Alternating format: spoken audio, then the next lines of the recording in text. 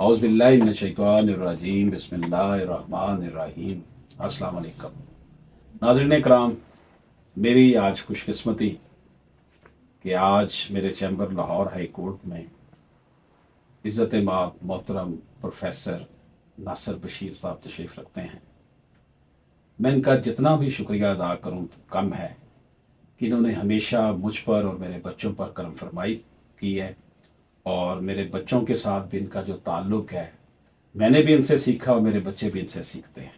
آپ استاد ہیں، شاعر ہیں، کالم نگار ہیں اور بہت کچھ ہے.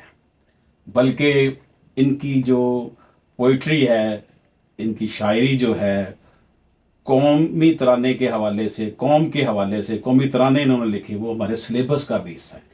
تو یہ گھڑیاں، یہ ساعتیں جو ہیں میرے لیے انتہائی امپورٹنٹ ہیں. اتنی بڑی شخصیت اس خاکسار کے ساتھ آج ان کا اس طرح بیٹھنا یقینی طور پر یہ میرے اللہ پاک کا میرے اوپر کرم ہے. ناصر صاحب بہت شکریہ آپ کا. سر آپ کا بہت شکریہ سر، اللہ تعالیٰ آپ کی کو محبت سلامت کہ آپ رکھے. نے اتنے اچھے کلمات کا اظہار کیا. کیا میں کہوں کیا اس کے سامنے سر؟ آپ کا سر میں کام بہت عرصے سے دیکھ رہا ہوں، سر اور آپ کی پوئٹری، آپ کے، اور سب سے بڑی بات یہ کہ آپ جو ہے نا مسلسل جو ہے نا وہ ایک جیسے کہتے ہیں نا جد و جہد میں رہنا، جی ہر سر، وقت جو ہے نا وہ آپ بالکل بجا فرمایا سر، اور یہ صحیح کہا سر. بڑا اچھا ماشاءاللہ آپ کا. میں جنگ میں بھی کالم پڑھتا ہوں آپ کا، پاکستان میں بھی جو بھی آپ چھپتا ہے پوئٹری آپ کی، اور آپ ہر روز حالات حاضرہ کے حوالے سے آپ کی جو شاعری ہوتی ہے وہ دل میں کھپ جاتی ہے، ہمارے دل کی آواز ہے، اور میرے لیے بڑا فخر ہے آپ کے ساتھ. سر آپ کو جیسے پتہ ہی ہے کہ ہماری سوسائٹی میں خواتین کو وراثتی حق سے محروم کر دیا جاتا ہے. میرا چونکہ آپ کو پتہ ہی ہے شعبہ وکالت میں وراثت کے حوالے سے میں نے کافی کوشش کی ہے. میرے لیکچرز ہیں کافی سارے اس حوالے سے، یوٹیوب پر بکس بھی ہیں. تو یہ جو ہماری سوسائٹی میں مسلمان ہونے کے باوجود سورہ نساء میں اللہ پاک نے کھول کھول کر وراثتی حقوق بیان کر دی ہیں. نبی پاک صلی اللہ علیہ وآلہ وسلم نے جو تھا وراثت کے حوالے سے خواتین کو حق وراثت عطا کیا، لیکن ہماری سوسائٹی میں جو ہے نا بیٹیوں کو، بہنوں کو ہبہ کے نام پہ، تملیغ کے نام پہ، بیع کے نام پہ، دستبرداری کے نام پہ بچیوں کو وراثتی حق سے محروم کر دیا جاتا ہے. آپ ماشاءاللہ شاعر ہیں، آپ رائٹر ہیں، کالم نگار ہیں، حالات پر آپ کی نظر ہے. اس حوالے سے سر آپ ہمارے ناظرین کو کچھ عطا دیکھیے، فرمائیں. میں تو سر یہ سمجھتا ہوں کہ ہمیں باتوں سے زیادہ، ہم اکثر کہتے ہیں نا کہ ہمیں یہ کرنا چاہیے، ہمیں وہ کرنا چاہیے، ہم کہتے بہت ہیں ہم. لیکن میں کہہ رہا تھا کہ جب ہم کوئی عمل کر کے دکھا دیں گے، پھر وہ جو چاہیے ہے نا، پھر وہ مکمل ہو جاتا ہے. چاہیے پہ ہمیں کمزور دینا چاہیے اور ہمیں وہ بات کر کے دکھانی چاہیے. اب یہ بات آپ نے کی ہے خواتین کی وراثت کی، آپ حیران ہوں گے کہ میری جو پہلی اولاد تھی وہ میری بیٹی تھی اجالا. اور آپ حیران ہوں گے کہ میں پرانے خاندان سے تعلق میرا ملتان میں تھا، ہریانہ سے، روہتک حصار سے میری والدہ آئی تھی، اور والد صاحب میرے بٹھنڈا سے آئے تھے، اور حیدرآباد دکن سے بھی تعلق تھا ان کا، تو وہ وہاں سے کے تھے.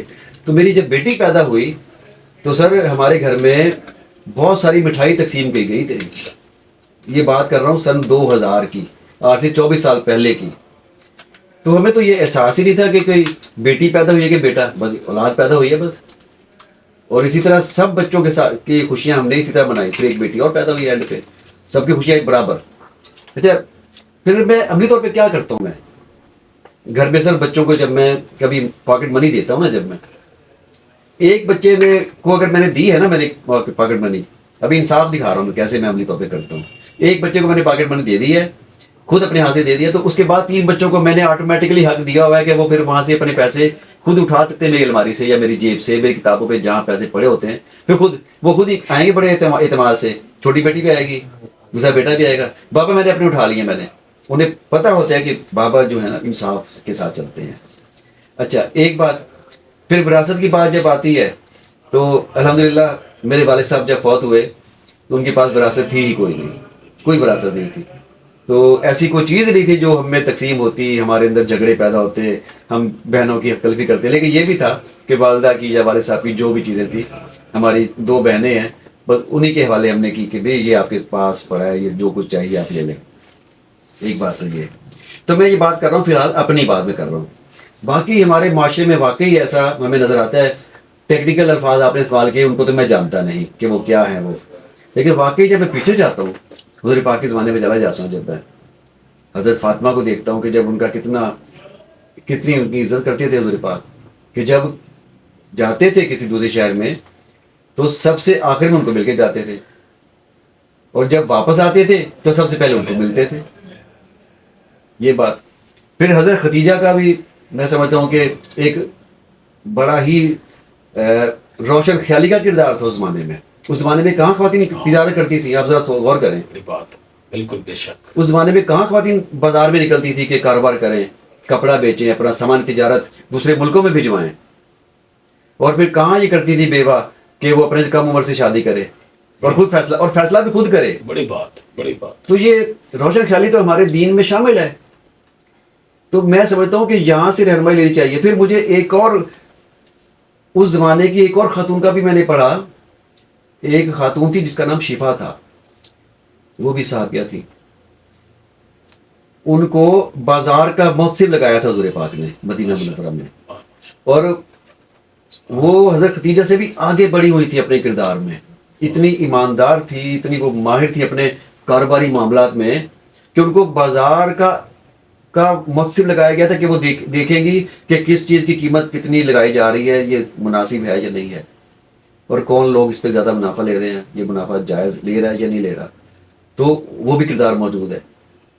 تو بات یہ ہے کہ ہمارا دین جو ہے نا وہ سکھاتا تو بہت کچھ ہمیں، لیکن عملی طور پہ ہم نہیں سیکھ نہیں پا رہے. زبانی کلامی ہم باتیں سارے کرتے ہیں. رمضان کو اب دیکھ لیجیے کیا ہو رہا ہے، آپ کے سامنے تو ہے. دنیا والے سستی چیزیں کر رہے ہیں، یہاں مہنگی ہو رہی ہے. اتنی رائز کر دی، وہاں سستی چیزیں ہو جاتی ہیں. وہاں لکھا ہوا ہوتا ہے کہ یہ رمضان کی وجہ سے ہم یہ اوسلو کی میں نے تصویریں دیکھی کچھ کہ وہاں بازار سجایا ہوا انہوں نے اور کہا یہ مسلمانوں کے لیے بازار ہے اور یہاں سستی چیزیں ملیں گی. اور وہاں لوگ کیا کرتے ہیں ان دنوں میں؟ وہاں لوگ رمضان میں، ہمارے جو مسلمان ہیں وہ کیا کرتے ہیں، رمضان میں ایک مہینے کا سامان نہیں خریدتے. وہاں وہ 2 4 مہینوں کے لیے سامان خرید کے رکھ لیتے ہیں. وہ کہتے ہیں بھائی اس میں سستا مل رہا ہے، پھر نہیں ملے گا. پھر یہ بالکل صحیح. ہمارے یہاں ہم کم کر دیتے ہیں ہم یہ. اچھا ایک بات اور رمضان کی بات میرے آئی ہے ذہن میں. ہمارے یہاں رمضان میں جب ہم ٹی وی دیکھتے ہیں اس میں سب ہر طرف کھانوں کی تصویریں، کھانوں کی ڈشیں، یہ بنائیے یہ بنائیے. حالانکہ ٹی وی پر ان دنوں میں خالی برتن دکھانے چاہیے، بھوک کی بات کرنی چاہیے اور فاقے کی بات کرنی چاہیے. جن گھروں میں کھانا نہیں ہے وہ گھر دکھانے چاہیے، لیکن ہم ہر وقت کچن دکھا رہے ہیں. اور کوئی مارننگ شو چل رہا ہے تو وہاں کچن. اصل میں انسٹیگیٹ ان کو کر رہے ہیں نا لوگوں کا، عوام زیادہ سے زیادہ ہر چیز میں اکنامک فیکٹر لے ہیں نا ہر چیز. یعنی ہم ہر بات سوچتے ہیں پیٹ سے، بالکل صحیح. ہر بات سوچتے ہیں جیب سے. تو ہر چیز جیب میں نہیں ہے، ہر چیز پیٹ میں نہیں ہے.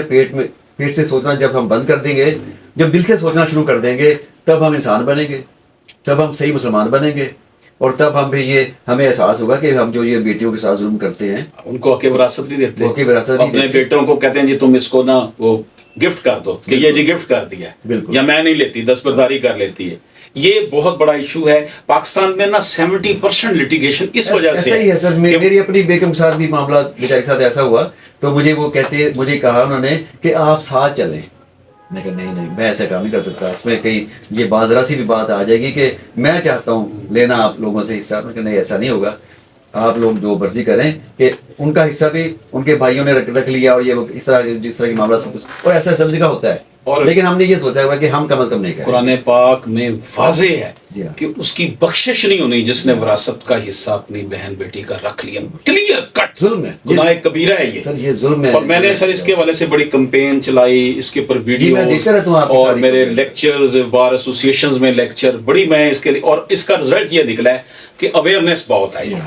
اور اس حوالے سے لوگوں نے جو ہے نا وہ جب دیکھیں کورٹ میں جب بندہ جاتا ہے تو بعد میں کمپرومائز بھی کر لیتے ہیں کہ ٹھیک ہے تم کیس نہ کرو ہم تمہیں دیتے ہیں. یہ بھی بڑا اس میں ہے، یہ چیز ہے.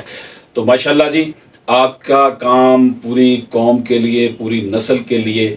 آج کل کے ویسے تو ہمارے قومی شاعر جو ہے وہ ظاہر حضرت اقبال ہیں، لیکن جو موجودہ دور کے جو ہمارے قومی شاعر ہیں نا وہ ناصر بشیر ہیں. اور میں اقبال کا بہت بڑا مداح ہوں. میرا ایک غزل کا مطلع ہے، میں 4 شاعروں کا مداح ہوں. اب میں آپ کو بتاتا ہوں. حالیو، اکبر و اقبال و ظفر جاگتے ہیں، वाह हालियो अकबरो इकबालो जफर जागते हैं, लोग सो जाएं तो फिर अहले नजर जागते हैं। वाह ये वाह 4 शायरों को मैं मानता हूँ जिन्होंने हमारी जिंदगियां बदली हैं। माशाअल्लाह। एक मौलाना अल्ताफ सर हाली माशाअल्लाह और एक अकबर इलाहाबादी माशाअल्लाह और फिर उनके बाद अल्लामा इकबाल बेशक। और उनके बाद जफर अली खान। बेशक ये 4 शायर ऐसे थे जिन्होंने जिंदगी बदली। मैं तो ये चाहता हूँ कि मैं शायरी वो हमारे यहाँ आम होनी चाहिए जिसमें जिंदगी को बदलने की बात की जाए, माशाअल्लाह जिंदगी की बात की जाए, जैसे मैं करता हूँ। मैं बड़ी ये समझता हूँ कमाल की आपने जो है ना वो ड्रास्टिक चेंज जफर निसार की शायरी का और क्या आपका मतलब? मैसेज जो है ना वो एक तो बड़ा सादा अंदाज में आप बयान करते जी हैं सर। और जिससे हम जैसे भी जो जी सर। नाशना लोग हैं शायरी बस मैं से यही चाहता हूँ कि वो कहते हैं कि शेर दर असल है वही हसरत, सुनते ही दिल में जो उतर जाए। हसरत का शेर था। तो बात यह है कि शेर दिल में खुद उतरना चाहिए। बात वही होती है जो दिल में सीधे उतर जाए। और अगर आपको बात समझानी पड़े, शेर पढ़ के मुझे ये कहना पड़े मुशायरे में कि मैं ये कहना ये चाहता था, तो फिर तो बात ना बनी ना। फिर शेर तो वो होता है जो सीधा सीधा आपके दिल में उतरता है। बस ये बात सर। इस किताब कानून और अवाम के हवाले से ये कंटेंट्स इसमें हमने ये जनाब मेरी 5-6 साल की मेहनत है। इसमें उर्दू जुबान में हमने ना कानून और अवाम में आर्टिकल्स किए हैं। ये आला अदलिया के फैसला जात को उर्दू में ढाला भी है। हैं। हाँ कानूनी नज़ायर भी इसमें हाँ जी, हैं। प्रेसिडेंट अहम साहब तशरीहात का बड़ा ये इसमें ये है कि ये आम आदमी के यानी लिए ये पढ़ के एक आम आम आदमी भी अच्छा भला कोई वकील बन सकता अच्छा है। खासा उससे एक्सपोजर हो जाएगा क्योंकि फैसले इंग्लिश में लिखे जाते हैं। जी हाँ। वकील साहब भी इंग्लिश में बहस करते हैं हाई कोर्ट सुप्रीम कोर्ट में। इसलिए तो वकील चाहिए होते हैं बीच में। उनको अदालत पता ही नहीं होता कि हमारे साथ हो क्या रहा है। और ये मेरी एक कावश है। इससे पहले मेरी कानून की हाकमियत थी, अब ये कानून की अवाम है और ये इसीलिए बेसिकली जो है ना इसके पीछे पर्पस एक मुझे वाकई याद आया सर, एक अदालत में एक बूढ़ी अम्मा पेश हुई तो उसने बात जब की औरत ने अपने केस की तो वो बात जज साहब को समझ न लगी। जज साहब ने कहा अम्मा तेरी गल में समझ लगती पई, तू वकील कर कोई। कहती कमाल है, गल तेनों नहीं समझ लगती पई, वकील मैं करा। बिल्कुल सही है। तो बात यह है कि इसलिए वो अंग्रेजी हमारे रखी गई है ताकि लोगों आप सर इसमें शामिल कर लें, उर्दू को भी शामिल कर लें कि सुप्रीम कोर्ट बहुत बात करती है उर्दू की, उर्दू के निफाज की। तो आप सर ये भी कहीं ना कहीं जब भी जाया करें कि उर्दू की बात भी कर लिया करें, उन्हें कहा करें कोई वर्जन ऐसे करें कि अब तो एक क्लिक से अंग्रेजी से बिल्कुल मैंने तो जिसके ऊपर बड़ी कि फैसले भी उर्दू में साथ कर दिया बिल्कुल साथ करें, लिखें, लोगों को समझ आए।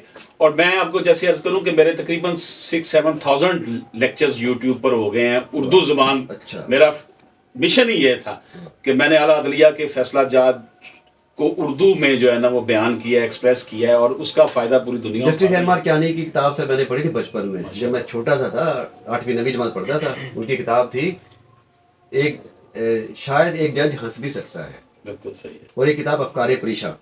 सर इतने वो बजला संज जस्टिस साहब थे, शिफ्ता मिजाज आदमी थे कि उनकी वो तकरीरें किया करते थे फंक्शनों में, तकरीबात में। तो वो बहुत हंसाते थे लोगों को, ज़राफ़त के साथ बात करते थे और बड़े बड़े नुक्ते उसमें हंसते हंसाते कर दिया करते थे।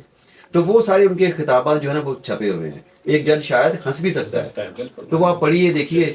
तो आजकल मैं समझता हूँ कि हमारे चीफ जस्टिस साहबान भी बड़ी बड़ी उनके पास मुश्किलात हैं कि बड़े बड़े अहम फैसले उन्हें करने पड़ते हैं। उन्हें उलझा दिए जाते हैं बहुत सारे गैर ज़रूरी मामलात में, गैर ज़रूरी मुकदमात में।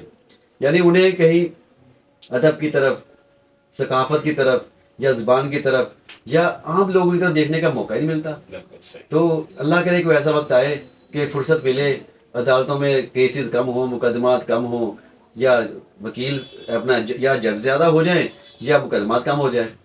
जज ज़्यादा हो जाएंगे, मुकदमात ख़त्म हो जाएंगे, या मुकदमात ही ख़त्म हो जाए तो फिर ज़रूरत ही नहीं रहेगी हमें जजों की। तो बस सर मैं ये चाहता हूँ कि अल्लाह करे कि हमारी अदलिया भी जो काम हम लेके चल रहे हैं, अदब का, ज़ुबान का, सकाफत को हम लेके जाना चाहते हैं। क्योंकि जो लोग अदब की बात करेंगे, ज़ुबान की बात करेंगे, सकाफत की बात करेंगे, वो रूहानी सतह पे मजबूत होंगे, उनके दिल मजबूत होंगे। इंसान जिस्मानी सतह पे अगर मजबूत हो तो वो मजबूत नहीं होता। इंसान अगर रूहानी सतह पे मजबूत होगा तो फिर वो ताकतवर होगा। आप हज़रत कादिर आज़म को नहीं देखा आपने, क्या कितने कमज़ोर आदमी थे, कितने मुनहनी आदमी थे, लेकिन उन जैसा ताकतवर आदमी मैंने नहीं कभी देखा। तो मैं अपने आप को भी इन्हीं में शुमार करता हूँ। मैं कई बार ऐसा होता है कि बड़ी से बड़ी बात जहाँ लोग नहीं कर पाते मैं कर देता हूँ मैं, और मेरी वो बात उस पर अमल भी हो जाता है। हत्ता कि जिस्मानी तौर पे भी मजबूत नहीं होते, लेकिन मुझे फील होता है कि मैं جو چیز میرے بچے بعض بات نہیں اٹھا پاتے میں ان کو اٹھا کے دکھا دیتا ہوں، پھر وہ حیران ہوتے ہیں کہ بابا کی طاقت آ کہاں سے گئی. تو مجھے بھی خود فیل ہوتا ہے کہ یہ کہاں سے آتی ہے طاقت. تو یہ اصل میں سمجھتا ہوں جو روحانی سطح پہ مضبوط ہو جائے گا بالکل. وہ جسمانی سطح پہ مضبوط ہوگا، وہ ہر طرح مضبوط ہوگا، پھر اس کو کوئی گرا نہیں سکتا اس کو کوئی. پھر شبنم شکیل ایک شاعرہ تھی، ہاں جی بالکل. ان کا مجھے شعر یاد آ رہا ہے، کہتی ہیں دکھ کا منتر، ایک غزل تھی چھوٹی بہر میں، دیکھیے کتنی چھوٹی چھوٹی سادگی سے بات کی انہوں نے. کہتی دکھ کا منتر پڑی ہوئی ہوں میں غربت میں بڑی ہوئی ہوں. واہ. دکھ کا منتر پڑی ہوئی ہوں میں غربت میں بڑی ہوئی ہوں، آدھی مان چکی ہوں اس کی آدھی بات پہ اڑی ہوئی ہوں. واہ. اور مجھ کو گرانا سہل نہیں ہے اپنے سہارے کھڑی ہوئی. واہ واہ واہ. تو بات یہ آپ نے کی نا عورت کی، تو عورتوں کو اپنے سہارے پہ کھڑا ہونا پڑے گا. اب وہ جو کہتے ہیں نا آدھی مان چکی ہوں اس کی، اب انہیں آدھی بھی نہیں ماننی چاہیے ہماری، بالکل صحیح. بلکہ پوری منوانی چاہیے اپنی بات، تب ان کو بھی ان کا حصہ ملے گا انشاءاللہ، اور آپ کی جدوجہد انشاءاللہ رنگ لائے گی. بہت شکریہ ناصر صاحب آپ کی تشریف آوری کا، ٹائم دینے کا، اور جو آپ شفقت فرماتے ہیں میرے بچوں پر. سر آپ جب کہیں گے سر میں حاضر سر انشاءاللہ جب. اور میری یہ خواہش ہوگی کہ میری اب ایک نئی کتاب آ رہی ہے، وہ روحانی حوالے سے ہی ہے، من کی نگری. واہ، وہ یہ نا انشاءاللہ دل کی بات ہے. اس میں نے اپنے رب، بندے اور اس کے رب کے تعلق کے حوالے سے اپنے جذبات کا اظہار کیا. اس میں مضامین ہیں 5-5 6-6 صفحے کے، 2-2 صفحے کے. وہ میری یہ خواہش ہوگی کہ آپ اس کی جو انوگریشن کریں گے لاہور ہائی کورٹ میں، آپ میں سر حاضر ہوں تشریف آوری. سر ضرور حاضر ہوں سر. اللہ تعالیٰ آپ کو کیونکہ آپ نے سلامت. من کی بات کی ہے، دل کی بات کی ہے. میں لکھتا رہا ہوں، بڑے یہ میرے 8-10 سال کی محنت ہے، چھوٹے چھوٹے 2-3 صفحے کے آرٹیکلز من کی دنیا کے حوالے سے نا. خود آگاہی، تقدیر تدبیر اور ریاض، فقر کی دولت، رب ہی تو رب ہے. سر یہی دل کی بات ہے. یہ ٹاپکس پہ نا میں نے، کیونکہ میں نہ تو شاعر ہوں نہ کوئی میں اردو دان ہوں، لیکن میرے جو جذبات کا اظہار ہے الفاظ کی صورت میں میں کر دیتا ہوں. تو ناظرین اکرام، ہماری بڑی خوش قسمتی کہ آج ہمارے ساتھ محترم ناصر بشیر صاحب تھے. ہم ان کا بہت شکریہ ادا کرتے ہیں کہ آج انہوں نے ہمیں ٹائم دیا. Thank you very much. اللہ حافظ.